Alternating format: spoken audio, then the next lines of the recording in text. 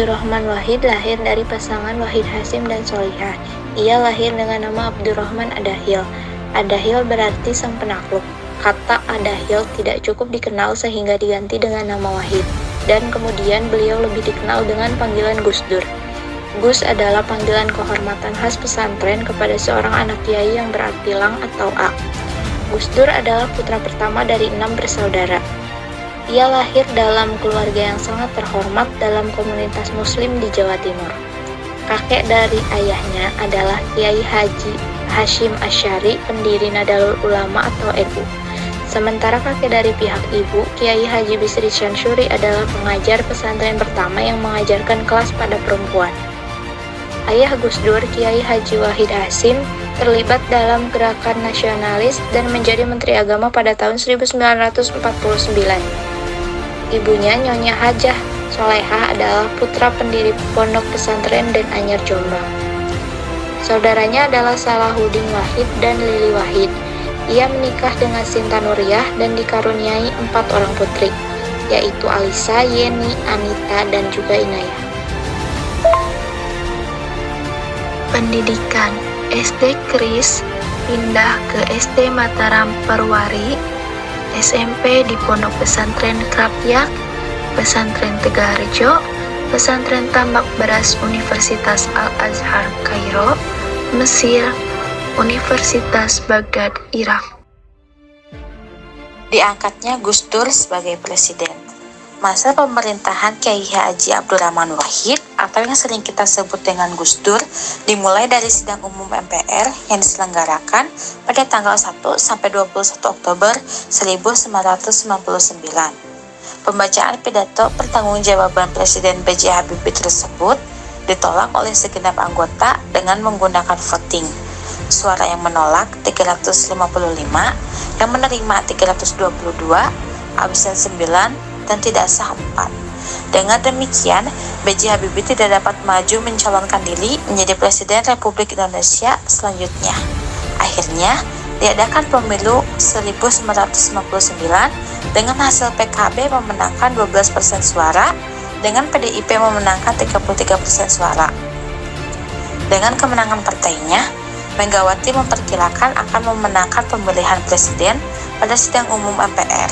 Namun, PDIP tidak memiliki mayoritas penuh, sehingga membentuk aliansi dengan PKR. Pada Juli, Amin Rais membentuk Poros Tengah, koalisi partai-partai muslim. Poros Tengah mulai menominasikan Gus Dur sebagai kandidat ketiga pada pemilihan presiden, dan komitmen PKB terhadap PDIP mulai berubah. Pada 7 Oktober 1999, Amin dan Poros Tengah secara resmi menyatakan Abdurrahman Wahid sebagai calon presiden. Pada 19 Oktober 1999, MPR menolak pidato pertanggungjawaban Habibie dan ia mundur dari pemilihan presiden. Beberapa saat kemudian, Akbar Tanjung, Ketua Golkar dan Ketua Dewan Perwakilan Rakyat, menyatakan Golkar akan mendukung Gus Dur. Pada 20 Oktober 1999, MPR kembali berkumpul dan mulai memilih presiden baru. Abdurrahman Wahid kemudian terpilih sebagai Presiden Indonesia keempat dengan 373 suara, sedangkan Megawati hanya 313 suara. Tidak senang karena calon mereka gagal memenangkan pemilihan, pendukung Megawati mengamuk, dan Gus Dur menyadari bahwa Megawati harus terpilih sebagai wakil presiden. Setelah meyakinkan Jenderal Wiranto untuk tidak ikut serta dalam pemilihan wakil presiden dan membuat PKB mendukung Megawati, Gus Dur pun berhasil meyakinkan Megawati untuk ikut serta. Pada 21 Oktober 1999, Megawati ikut serta dalam pemilihan wakil presiden dan mengalahkan Hamzah Haq dari PPP. Masa awal pemerintahan Presiden Abdurrahman Wahid. Kabinet pertama Gus Dur. Kabinet Persatuan Nasional adalah kabinet koalisi yang meliputi anggota berbagai partai politik, PDIP, PKB, Golkar, PPP, PAN, dan Partai Keadilan atau PK. Non-partisan dan TNI juga ada dalam kabinet tersebut. Wahid kemudian mulai melakukan 2 reformasi pemerintahan. Reformasi pertama adalah membubarkan Departemen Penerangan, senjata utama rezim Soeharto dalam menguasai media. Reformasi kedua adalah membubarkan Departemen Sosial yang korup. Pada November 1999, Wahid mengunjungi negara-negara anggota ASEAN, Jepang, Amerika Serikat, Qatar, Kuwait, dan Yordania. Setelah itu, pada bulan Desember, ia mengunjungi Republik Rakyat Cina. Setelah 1 bulan berada dalam Kabinet Persatuan Nasional, Menteri-Menteri Koordinator Pengentasan Kemiskinan atau Menko Taskin, Hamzahas, mengumumkan pengunduran dirinya pada bulan November. Muncul dugaan bahwa pengunduran dirinya diakibatkan karena Gus Dur menuduh beberapa anggota kabinet melakukan korupsi selama ia masih berada di Amerika Serikat.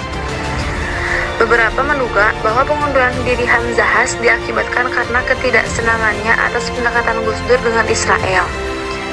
Rencana Gus Dur adalah memberikan referendum, namun referendum ini menentukan otonomi dan bukan kemerdekaan seperti referendum Timor Timur. Gus Dur juga ingin mengadopsi pendekatan yang lebih lembut terhadap Aceh dengan mengurangi jumlah personel militer di negeri Serambi Mekah tersebut. Pada 30 Desember, Gus Dur mengunjungi Jayapura di Provinsi Irian Jaya. Selama kunjungannya, Abdurrahman Wahid berhasil meyakinkan pemimpin-pemimpin Papua bahwa ia mendorong penggunaan nama Papua. Januari tahun 2000, Gus Dur melakukan perjalanan ke luar negeri lainnya ke Swiss untuk menghadiri Forum Ekonomi Dunia dan mengunjungi Arab Saudi dalam perjalanan pulang menuju Indonesia. Pada Februari, Wahid melakukan perjalanan luar negeri ke Eropa lainnya dengan mengunjungi Inggris, Prancis, Belanda, Jerman, dan Italia.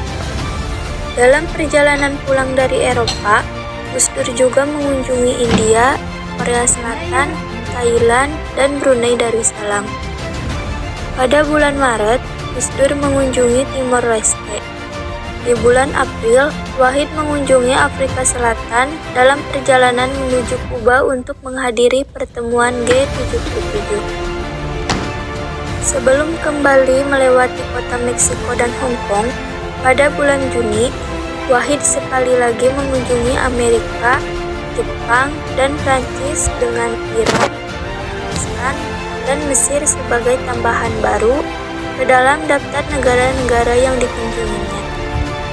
Pada Maret tahun 2000, Gus Dur mulai melakukan negosiasi dengan Gerakan Aceh Merdeka atau GAM. 2 bulan kemudian, pemerintah menandatangani nota kesepahaman dengan GAM hingga awal tahun 2001. Saat kedua penandatanganan akan melanggar persetujuan.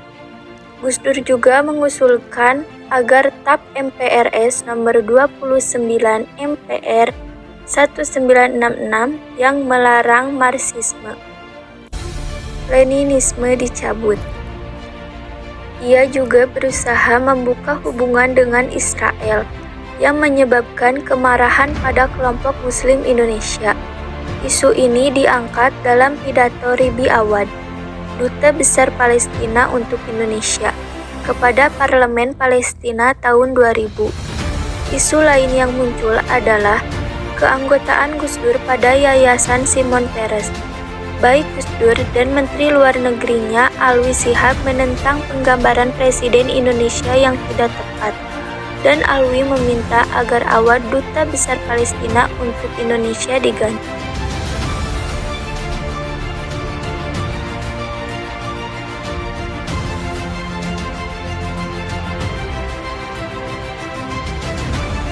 Kebijakan Presiden Abdurrahman Wahid. 1. Mengganti nama Irian Jaya menjadi Papua. 2. Menjadikan Tahun Baru Imlek menjadi hari libur nasional. 3. Pencabutan larangan penggunaan huruf Tionghoa. 4. Meliburkan kegiatan sekolah selama bulan Ramadan. 5. Melakukan negosiasi dengan Gerakan Aceh Merdeka atau GAM. 6. Melakukan beberapa kunjungan ke luar negeri serta membubarkan kementerian yang terlibat korupsi. 7. Memberikan Aceh referendum otonomi.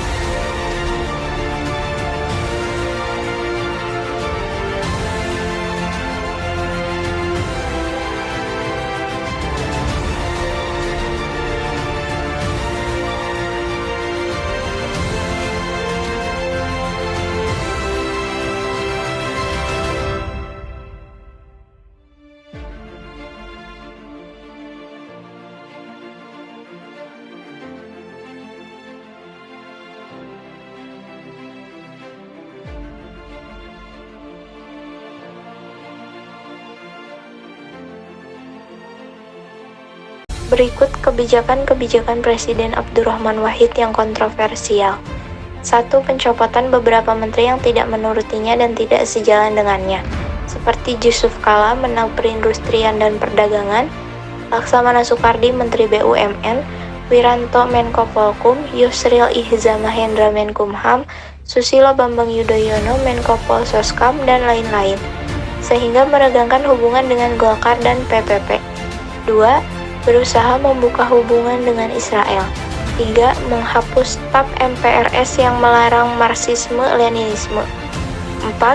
Mengizinkan bendera bintang kejora berkibar di Papua Barat asalkan berada di bawah bendera Indonesia. 5. Mengeluarkan dekret presiden untuk membekukan DPR atau MPR. Peristiwa skandal yang terjadi. Muncul pula dua skandal pada tahun 2000, yaitu skandal Bulogate dan Brunei Gate. Pada bulan Mei, Badan Urusan Logistik atau Bulog melaporkan bahwa 4 juta dolar menghilang dari persediaan kas Bulog. Tukang pijit pribadi Gus Dur mengklaim bahwa ia dikirim oleh Gus Dur ke Bulog untuk mengambil uang. Meskipun uang berhasil dikembalikan, musuh Gus Dur menuduhnya terlibat dalam skandal ini. Skandal ini disebut skandal Bulogate. Pada waktu yang sama, Gus Dur juga dituduh menyimpan uang 2 juta dolar untuk dirinya sendiri. Uang itu merupakan sumbangan dari Sultan Brunei untuk membantu di Aceh. Namun Gus Dur gagal mempertanggungjawabkan dana tersebut. Skandal ini disebut skandal Brunei Gate. Berakhirnya masa pemerintahan Presiden Abdurrahman Wahid. Pada akhir tahun 2000, terdapat banyak elit politik yang kecewa dengan Abdurrahman Wahid. Orang yang paling menunjukkan kekecewaannya adalah Amin. Ia menyatakan kecewa mendukung Gus Dur sebagai presiden tahun lalu. Amin juga berusaha mengumpulkan oposisi dengan meyakinkan Megawati dan Gus Dur untuk meregangkan otot politik mereka. Megawati melindungi Gus Dur, sementara Akbar menunggu pemilihan umum legislatif tahun 2004. Pada akhir November, 151 anggota DPR menandatangani petisi yang meminta pemakzulan Gus Dur. Anggota DPR merasa kurang puas dengan kinerja dari presiden yang seenaknya sendiri mengangkat dan mencopot pejabat negara tanpa pertimbangan DPR.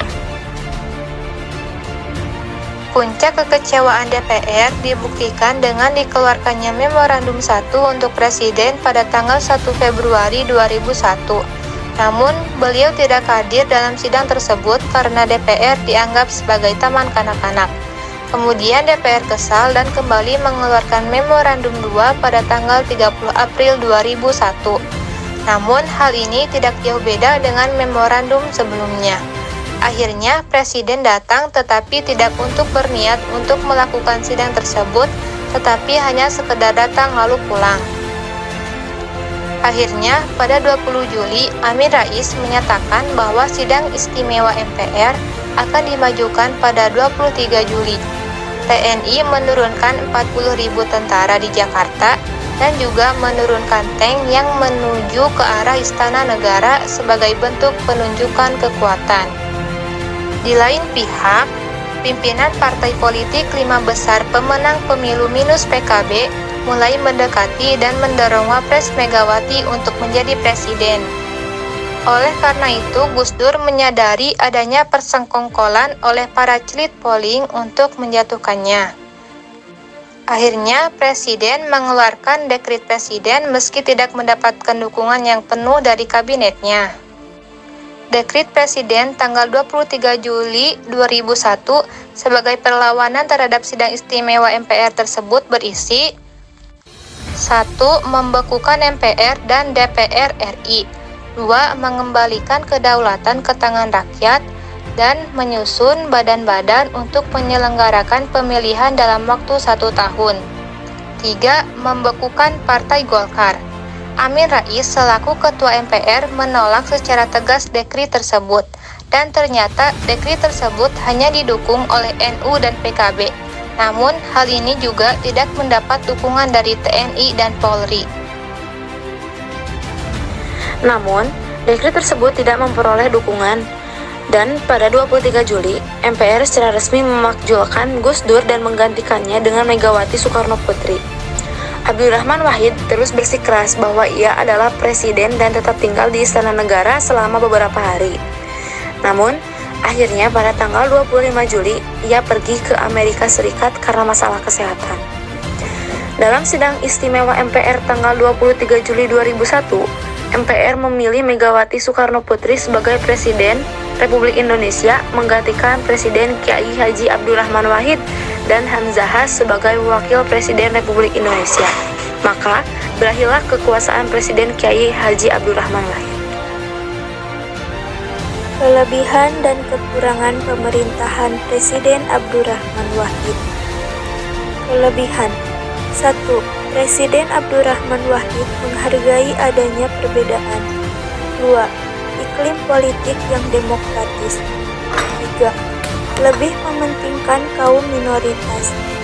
Kekurangan 1. Presiden Abdurrahman Wahid memerintah seenaknya sendiri. Jika ada yang tidak sejalan dengannya, maka akan langsung dicopot jabatannya. Gitu aja kok repot, ucapnya. 2.